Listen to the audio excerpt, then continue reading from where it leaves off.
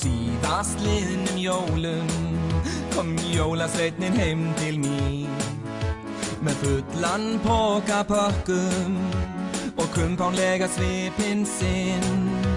En ég varð dálítið hissa, hélt að einhver var að brjótast inn, svo ég steinrotaði jólasveinin minn. Ég barði hann með beisbólkylfu og sparkaði bumbuna inn. Ég hendi honum út gluggan og sendi hann í sjúkrafrí. Það bara eitt sem ég vil segja við þennan jólasvein. Fyrirgefðu að ég rótaði þig jólin. Já, fyrirgefðu að ég rótaði þig jólin.